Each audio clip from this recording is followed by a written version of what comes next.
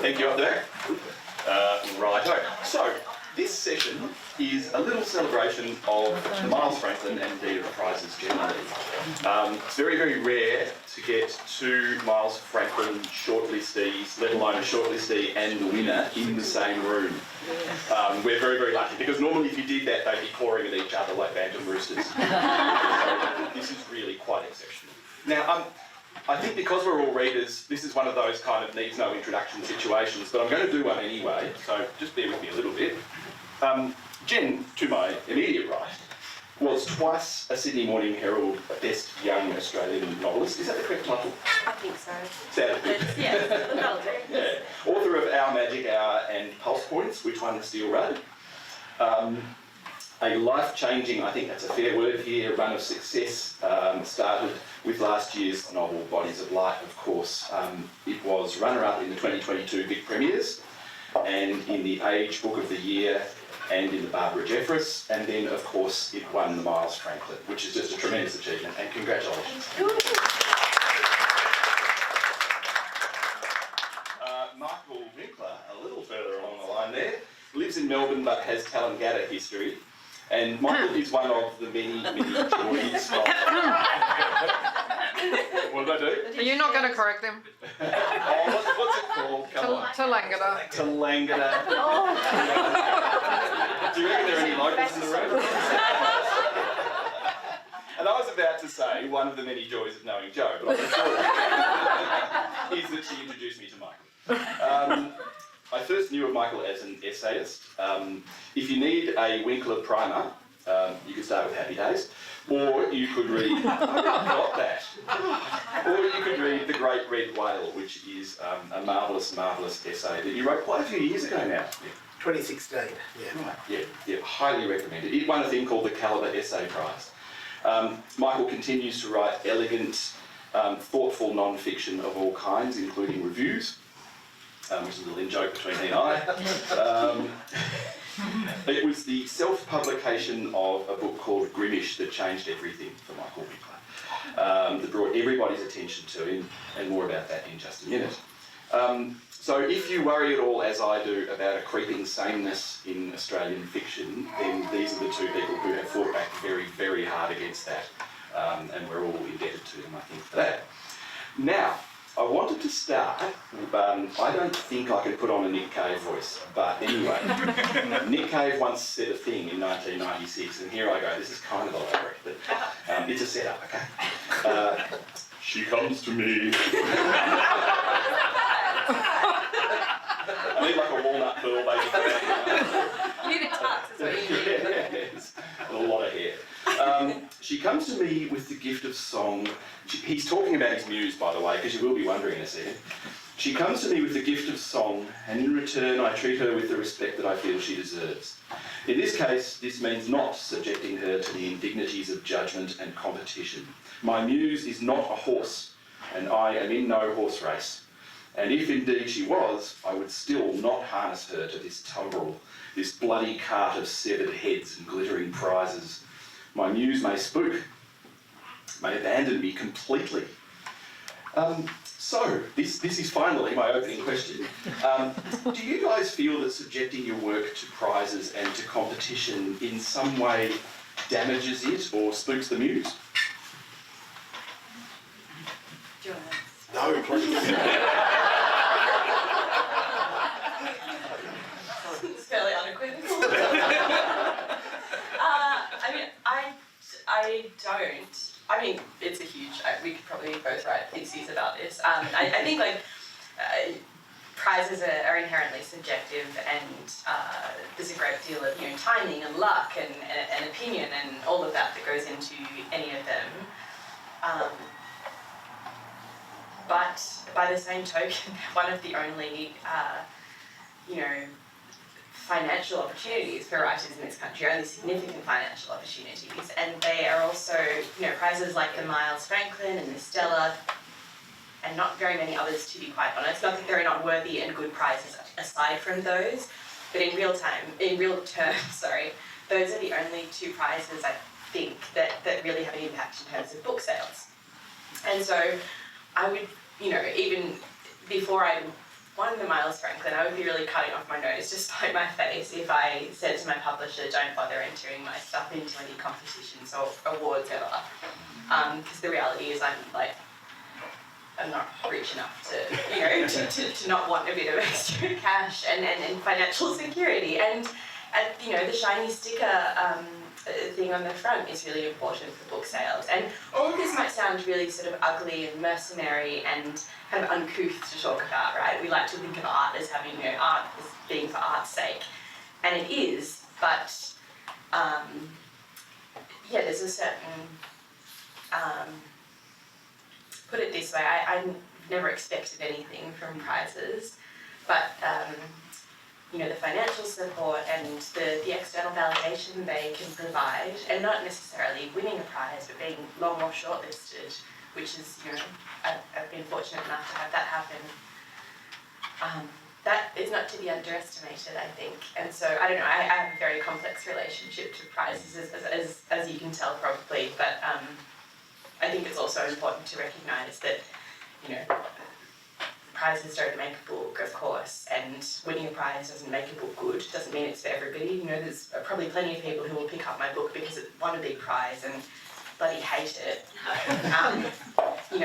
No doubt of that. But by the same token, they can have a life-changing impact as well. What do you think? Thanks, Jen. Look, in terms of your question, Jock, in terms of Grimish, prizes were a complete afterthought. There was no impact. In terms of that essay that won the Calibre Award, that's interesting because I'd written the essay, but I went back and sort of snazzed it up a bit and put in some $10 words that I thought would attract the attention of the ABE.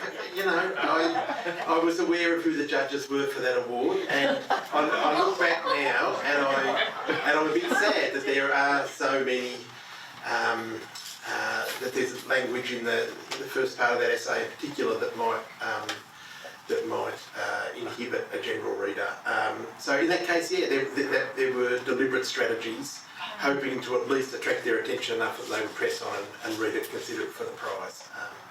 But yeah, in terms of muse, etc., no, that's Maybe if we stop just for a moment, this was a self-published novel which, if I've got the sequence right, then got onto the long list for the Miles, then found a publisher, and then got onto the short list. not quite. Not quite. Or in any event, can you take us through what Grimish is and the story of how all that came to pass? Sure thing. Look, I'll keep it brief because I think it's a well-told tale now, but it was a book that I wrote, and it's now, 3 years ago or something, 4 years ago. An agent liked it and sent it around to every credible, likely Australian publisher, and no one wanted it. And then I was thinking, what do I do? And I'd self-published a couple of non-fiction books, and I thought, I'll do this, even though it made my heart sink. So I self-published it, and it was very fortunate in that it found some champions, particularly on Twitter, and I know that social media can be a sewer, but in this case it connected me with interested, excited readers in different parts of the world, and they started talking about it, and that got enough of a groundswell going, and Joe Canham foisted it on Helen Garner, who said kind things, and this lifted it up enough so that I sold out my print run, and then I thought I can't do this again, and happily a little publisher up in Newcastle took it on, and then the happy thing for them was that about a month later it got long listed, and so it's become their best-selling book by a long way, which is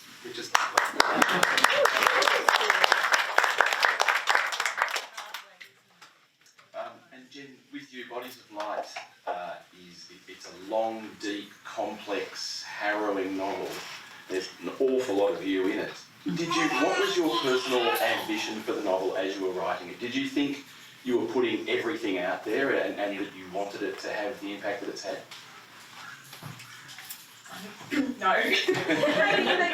Sorry, this is actually something I've been thinking about a lot because I'm meant to be doing I say meant to be because I'm going to a speech at Melbourne Writers Festival on Thursday about ambition. That's not a plug, don't come, I haven't written it. Like, I'm not an ambitious person, I don't think so. Like, kind of makes me feel sweaty and unwell thinking about ambition. And I think, like, as an inherently anxious person, I cannot, like, I spend my days, day-to-day interactions, worried about what other people are thinking based on what I've done. You know, like, did I accidentally offend someone? I could have held that door open for someone, but I didn't, and now they probably think I'm a huge prick. Like, that sort of stuff, you know, like, oh, I didn't indicate what you know, like, just shit like that. And, you know, I'm not alone. I know there are several of us out there who feel the same. But as a very kind of anxious person, if I started writing for a purpose or with a certain audience in mind when I was writing the first draft, like, I would just second guess myself into, you know, the ninth circle of hell. And I think that probably goes against what a lot of creative writing teachers would say. I know, like, I sometimes hear people say, you know, write with an audience in mind, or always think about how your reader will interpret this.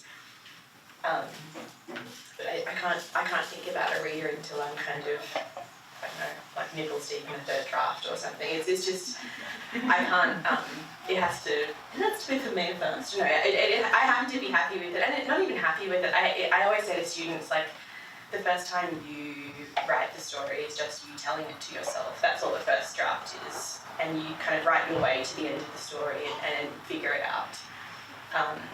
And so it's probably like not a satisfying answer, but it has necessarily, for me, it has to be small and kind of private and intimate, because otherwise I would never finish it. I would just be kind of, you know, I think paralysed by insecurity.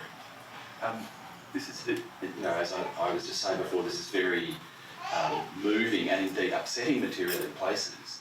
How do you go, given that self-description of yours, how do you go from being immersed in this for a long time to create the novel to then coming out blinking into the light and needing to be celebratory with people about it? Does that feel strange? Yeah, definitely. I mean, I think I finished writing and researching the novel maybe a year before it, or maybe a little more before it came out. It was quite a long editing process, partly because of lockdown and things like that. But it really took me, I had like a huge sort of book hangover from it because the material, is really heavy, and I mean, heavy is an understatement. You know, I spent about 3 years reading and listening to and thinking about, you know, the worst possible things imaginable and all of the different ways that the state fails our most vulnerable young people and has done historically, and that certainly makes it made me look at the world in quite a I don't want to say cynical way, because it's reality, you know. It's not me thinking the worst of things. It's like seeing the worst and knowing that that's what happens and has happened for decades. But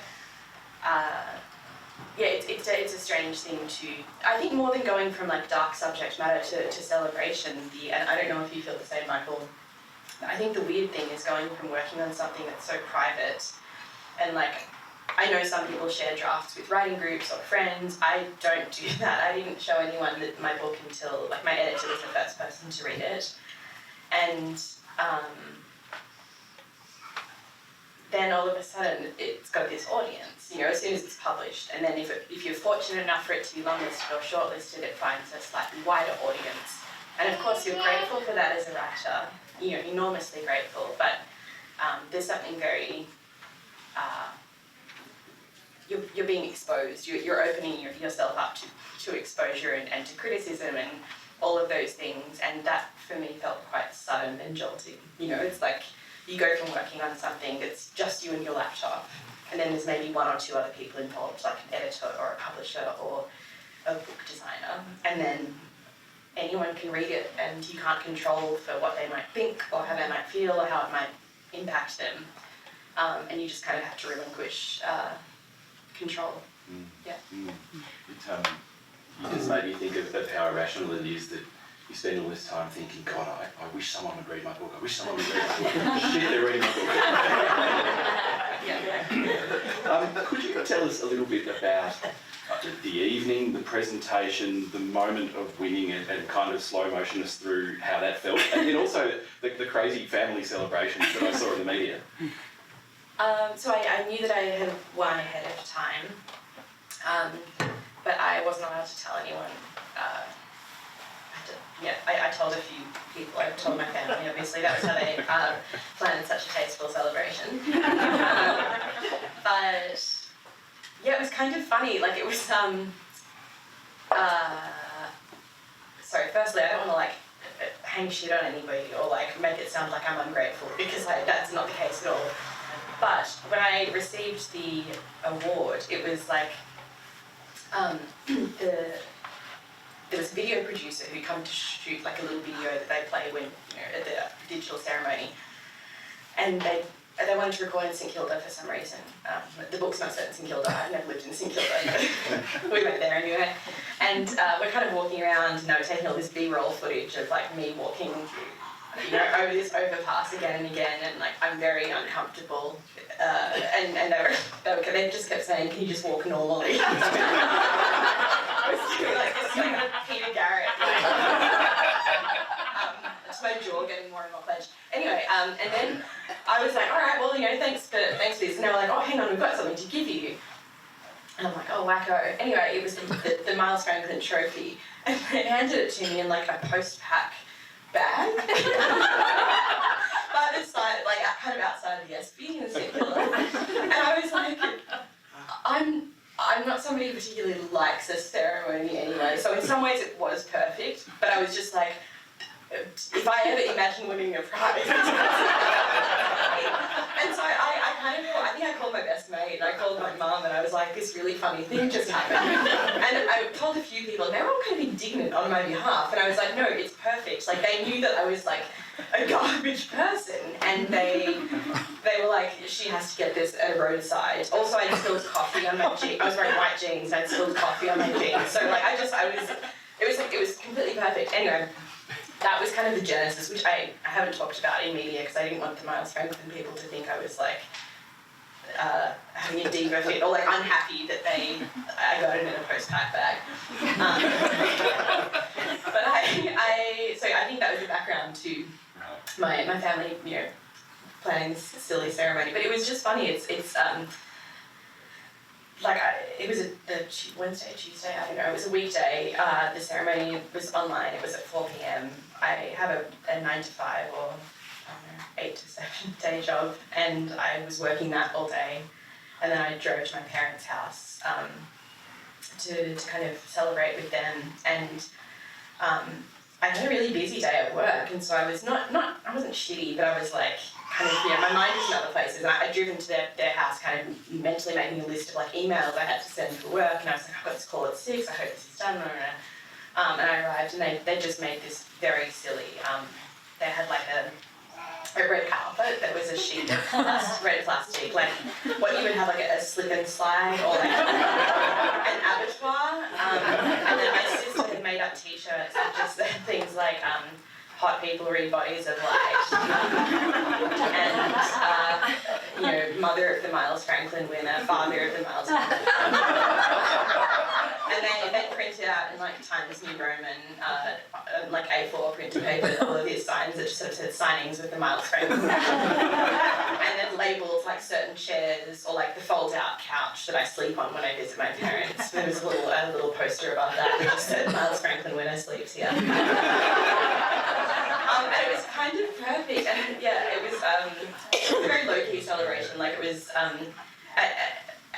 ideal because I think if like Michael and I both attended the shortlist ceremony in Sydney, which was lovely, but the reality is like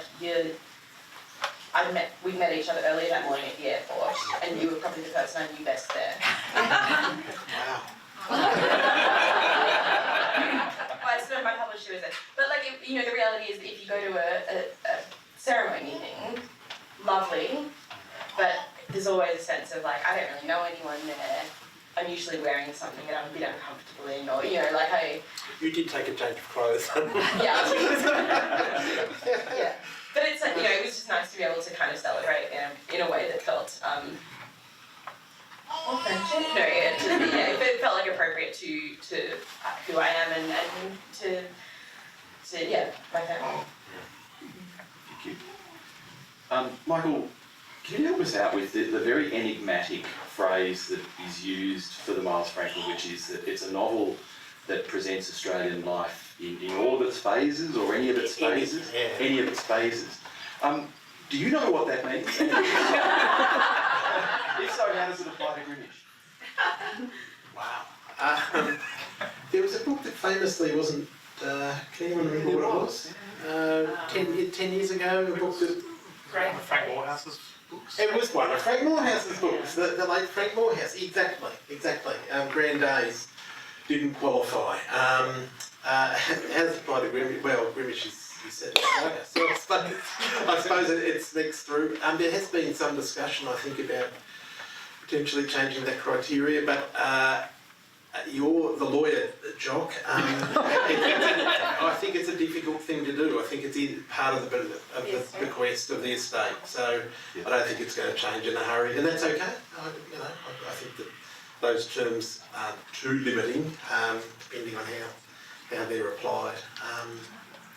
I might take the opportunity, however, to say that I hadn't met Jennifer until that morning at the airport, and I'd never really been to any literary things, so I was like... I'm sorry. I was like the world's largest prep child, being taken first day of school, and she just guided me around, led me around, and it's true, and I felt, absolutely...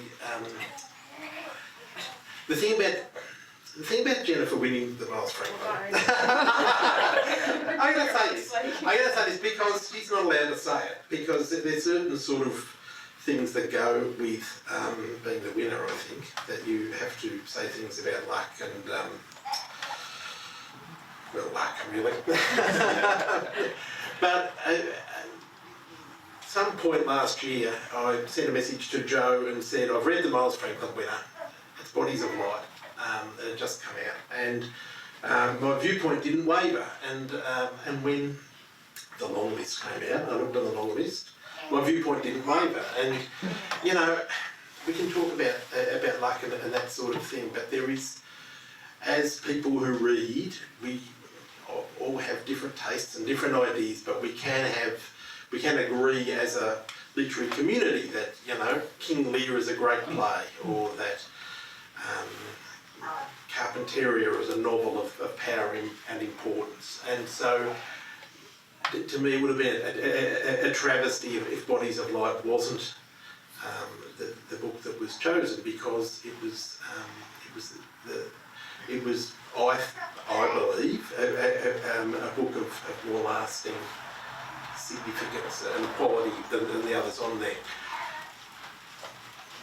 Judges don't always get it right, there's some weird things. But when Drop Bear won the Stella this year, I thought it would and should, and it did. It is, the right books can be the winners, and so that, and the fact that you led me around like a large prep child made me feel very comfortable with the decision. I paid Michael to say this.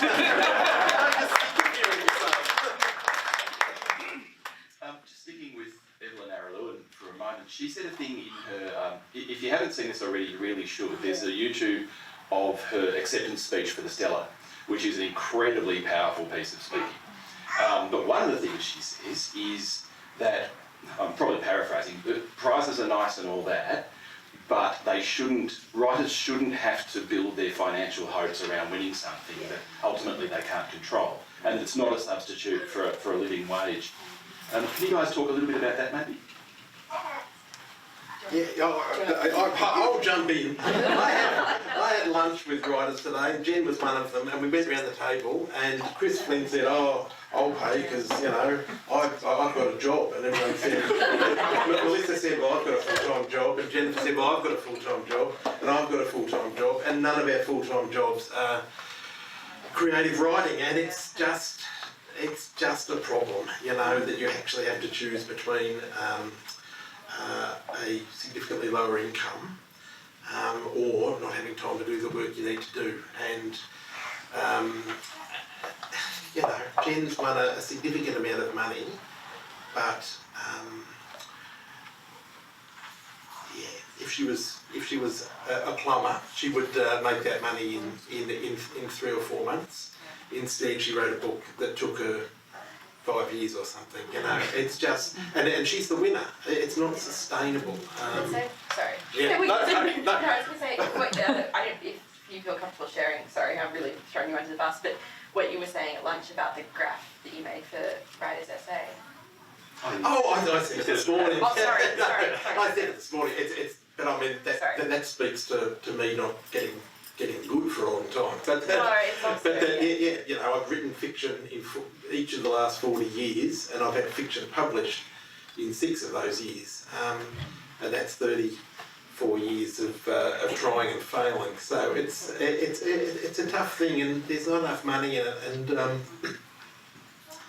and if as a nation we can't get, you know, Jen or Jock or Melissa or Chris or Chloe or, you know, everyone here, if we can't get them at their desk writing for longer periods of time, we're not going to get the books that we could have, and that makes me really sad.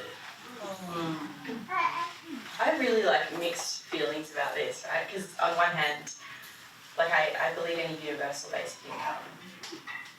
I am a socialist in almost all respects of my kind of personal politics. I also feel like it's really important for writers to have a connection with the real world, because otherwise you just got your head up your ass all the time. And that's why I think a lot of writers are really insufferable. And I'm not going to name names, but I think I think it's really important to be in the real world. And I think, obviously, at the moment, the only people who can afford to write full time either come from generational wealth or make huge buck off their books, which is a very slim, percentage of the writing population.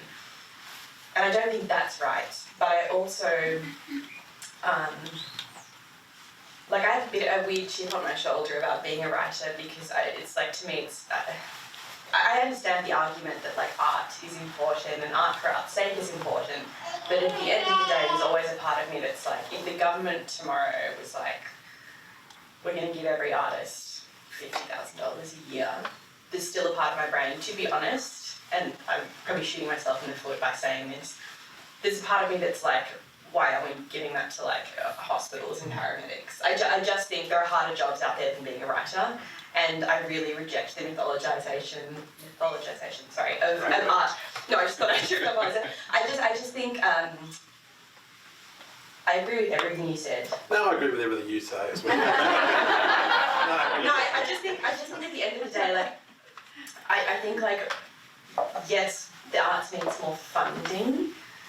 Absolutely. Evelyn's speech almost brought me to tears. I could listen to it every day and feel kind of this rousing sense of fury and also, motivation to make things better. I also think that we shouldn't put artists of any kind, but especially writers, on any kind of pedestal. It's a job of work, and there are harder and nobler jobs of work, and I think to be in service of somebody else, is in my opinion, the best thing you can do. And most writers don't do that. I don't think I do that necessarily.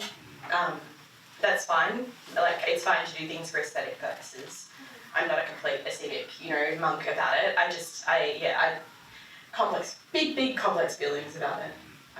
I don't know the answer. I think I agree with you because I have a wife who's a nurse and an ambulance driver. And she goes and does whatever she does.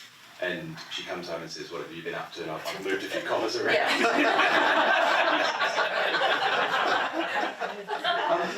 One of the things I was really happy about your shortlisting was that it seemed to me to be a big nod to experimentation, that it was a real endorsement of doing something wild. Does that mean for you that, did you take it that way and you want to keep being an experimental writer, or does it incline you to do something more perhaps expected? I don't know, Jock. I've barely written a word in anger since that, and that was 3 years ago or something.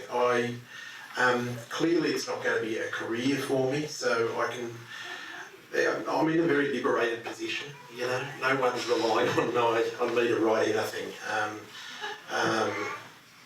They might prefer that I didn't, I might prefer that I didn't. So because of that, I can, I'll self-publish again if I have to. I don't know what I will do. Part of me thinks that I would like to do something, even a little bit wilder, and then the other part of me thinks, why not try something more conventional? But I don't know the answer. Jim, what about you? Do you feel like winning the prize will change the way you approach the task at all in the future? Maybe. I don't know, I just started writing something new, and I don't think it's the prize actually. It's structurally more experimental than anything I've done before. I was inspired by Michael. No, it's just like I think it was Crispin who this morning said, like, I want to learn something new with everything I write. Otherwise, like, why would you bother? Like, and that's there are plenty of writers who can kind of stick to a formula, and I don't mean to besmirch them or anything, but for me, I don't know, there's something so satisfying about like the intellectual and emotional, the cognitive aspects of writing, that I don't want to just reproduce things that I've done before. And so I've always thought I was really bad at structure, and I started to think, over the last couple of years about different ways you can shape a story, and what does it mean to kind of tell a story in not just a non-linear way, but in a way that subverts that sort of Aristotelian tradition of a three-act structure. I read a really amazing book I've been recommending to everybody called Spiral, Meander, Explode by Jane Allison. It's tremendously readable. I guess you would call it theory, but I'm not a theory person. Don't like an academic text particularly. And it's eminently readable. She draws on a lot of really beautiful contemporary examples from, like everyone from Murray Vale to, just really, really beautiful writer. And she looks at different, possibilities for narrative structure. And three of those are the spiral, the meander, and the kind of explosion, which is interesting because I've heard Michael talk about the exploded novel, and I can't remember which came first, whether I read Jane Allison's book or I'm heard sure you no, say that. I was first. Yeah, sorry, of course. But yeah, just that it's really interesting to think of, ways of kind of breaking that traditional structure, and of course there are people who've done it before, it's not, it's just that we're so used to superimposing this idea of beginning, middle, end, and kind of rising action, climax, denouement. How could we? What would a kind of structure look like if we were able to bend it, or use different words, or conceive of architecture differently when it comes to narrative? So I think I'm doing things differently, but it has nothing to do with the prize, and more just to do with me not wanting to be bored. Yeah. But like terminal fear of boredom, so we've got to do something different. You make me think of that Colin McCann novel, Hiragon, Yeah. which is it's about the Middle East, and it's based on the 1001 Nights. So it's 500 chapters ascending, then there's one crucial chapter in the middle, and then 500 chapters descending. And it sounds like the worst gimmick of all time. It works. So just before I hand over perhaps to you guys to ask questions, there's one final thing I wanted to cover, which is the unsung heroes in all of this, the people who judge books. And it's a pretty massive task, I think, no matter which prize you're talking about. Have either of you ever done it? I judged the BPLA's unpublished manuscript award 1 year, and I have judged short story prizes on occasion, but I've never judged, I've never been in a position where I've had to read, kind of dozens upon dozens or hundreds of published books like you would for Miles Franklin. And honestly, the idea really, I find really terrifying. I don't think I would ever do it. That's terribly daunting to me. And then kind of, I had a friend who was on the Stellar Prize judging panel this year, and of course, they were eminently professional in how they described the experience, but it sounded really fraught, and that was not because they didn't like the other people on there or there was a clash of personalities. It's a really difficult task to, effectively put one book above another and wrestle with everybody's competing preferences and biases and I think it's a terrifying prospect. So I really take my hat off to anybody who's done it. No, I judge writing constantly, Jock, but never in an official capacity. No, I'm going to meet up later this week with BJ Silcox, who's a critic who's based in Canberra and who was incredibly kind about my book, and she just dropped me a note and said she's judging something at the moment, and it's funny that you take on something you love so much, which is reading, and then you have to read 100 books and 97 of them you loathe. It's pretty rough. We might hand it over to you guys at this point. Would anyone like to ask a question while we're all together with... Yes, Chris. Matt Nicholas from the ABS. This is based on that point about judging. Years ago, I was asked to judge the Age Book of the Year, the fiction section. And a lot of things people might not know about that was I got a huge box of books sent to my house as the other judge, and I put them all on the floor according to the publisher, because I wanted to see what each publisher had submitted. And I noticed there was just 4 books from each publisher, and sometimes quite odd choices. And when I called up the Jason at the Age and said, "What's the deal?" He said, "Oh, they're only allowed to submit 4 books each." And I said, "There's some very odd choices here." And he said, "Yes, sometimes it's in the author's contract that their book has to be submitted to prizes. And so if it's not in your contract, your book might not even be submitted to the prize." And I said, "Well, there's some here that I would like to have considered that weren't submitted." He said, "In that case, we'd have to request them." So myself and the other judge, Joe, requested a bunch of books that were not submitted to us. And 2 of them made the shortlist. And 1 of them won the prize. So there's interesting things about prizes that are not necessarily... Maybe I shouldn't be saying this.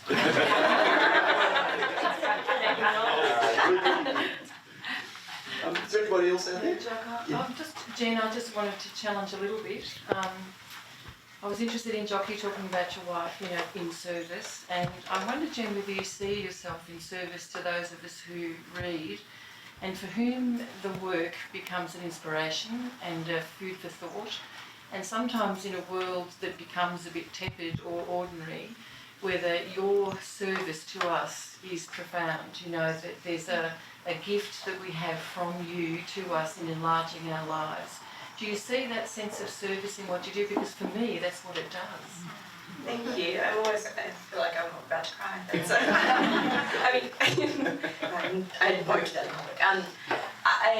That's the nicest thing, or nice is such a shit word. That is the kind of greatest honour that you could hope for as a writer, I think, is that your work has resonance or moves people, or whatever word you want to use, inspires them in some way. But at the same time, it just feels like such a lofty ambition. And I know because I read books and they move me in such a profound way. And I think this text literally changed my life, or it changed the way I think about X, Y, Z, or it changed the way I use language.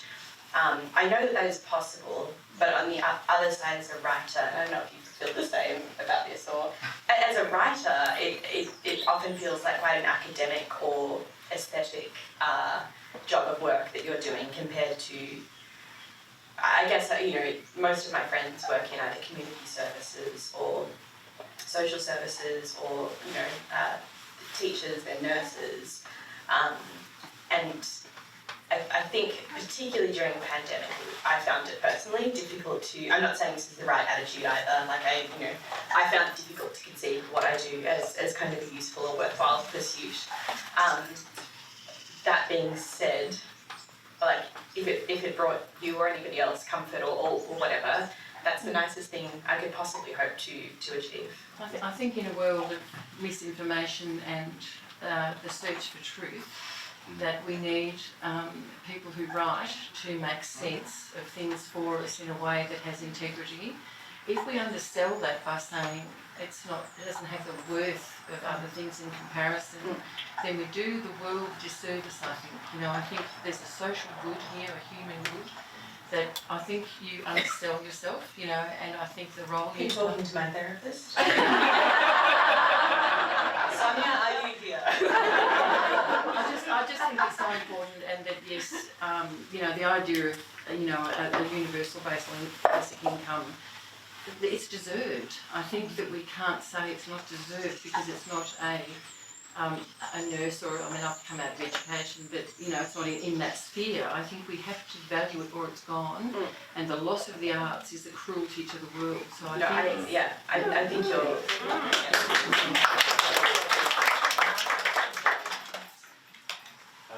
I think on that note, folks, and that was a lovely note, thank you, we ought to wrap up.